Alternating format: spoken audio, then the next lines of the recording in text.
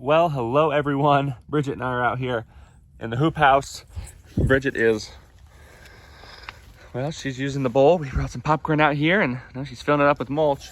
But we thought that this would be a good little selection to read Bridget from The Good Life.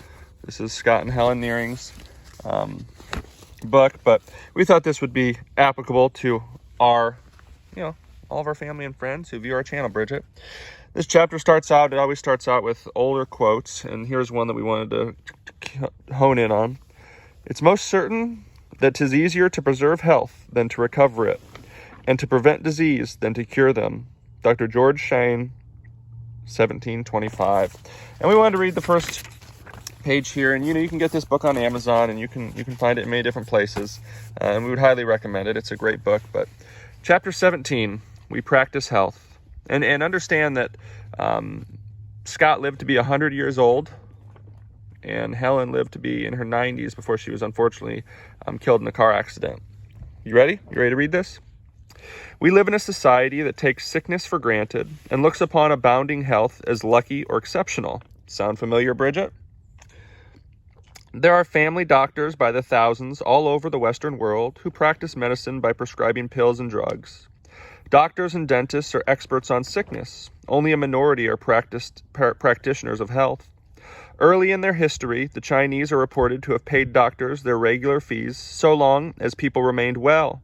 If and when a person became ill, the medical fees stopped until the patient was restored to health. We in the West follow an opposite approach. We pay our doctors when we get sick and continue to pay them while we remain sick. The longer and more serious the sickness, the longer the medical fees are paid. The lesson of such a situation is obvious to any reasoning being. If the doctor is paid when his clients are sick, the more often they are sick, the more often the doctor will get paid. Equally, the longer the sickness lasts, the more often the doctor is called in, the larger the income of the doctor. Doctors often object to this reasoning. All the same, economic forces are potent factors in any society. And this was the real good page here, Bridget. You ready for it? You want to point it out there? Dentists, let's move this dog ear there. Dentists and druggists and their families buy their groceries and pay their rent and taxes out of the money supplied by people who are in need of their services. We cannot forget the story. This was a real good one. Remember this one. We cannot forget the story of the society lady who woke up one morning with a red blotch on her cheek. Much disturbed, she called... Oh, here. You want to come up here with me? All right. I gotcha. All right, you ready? Much disturbed, she called up her family doctor and made an appointment to see him. The doctor looked carefully... You're right there. Here we go. The doctor looked carefully at the disfiguring spot and shook his head dubiously. Is it that serious, doctor? The lady questioned anxiously. Rather serious, madame, answered the doctor. If you had waited an hour or two before coming, let's see it, the spot would have disappeared and I would have lost my fee. All doctors are not so frank. The question, who is your family doctor, suggests that you expect to be sick and will therefore need help. So you keep a family doctor. The person who expects to be well does not need a doctor. He takes health for granted. We homesteaded in Vermont for 19 years without having a family doctor. We have homesteaded in Maine for more than 25 years, equally free of permanent medical advice, because we have been chronically well. In a word, we have practiced health by conducting ourselves in a way that keeps us well.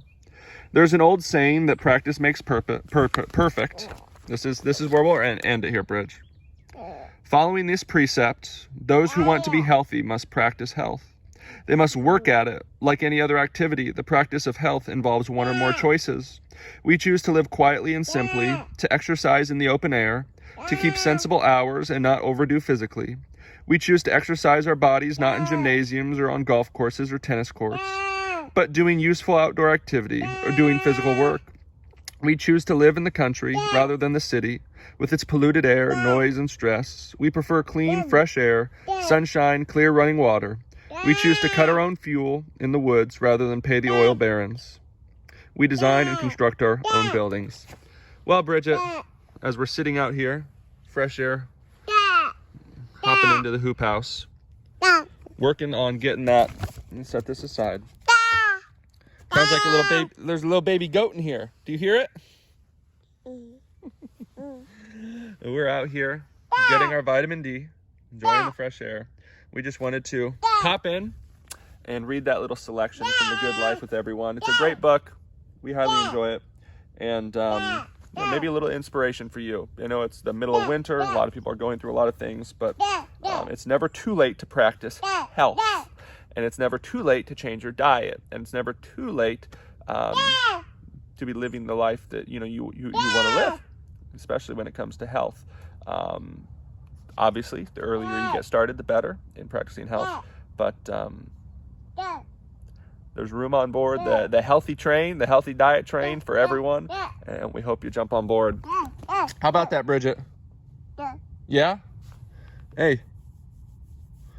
You're looking pretty strawberry blonde out here in the sunshine. With your flannel shirt on. Your working stick. Yeah? All right, you want to send us out? You want to say bye-bye? Or you can come up closer and say bye-bye? Bye-bye. Bye, Bridget. All right.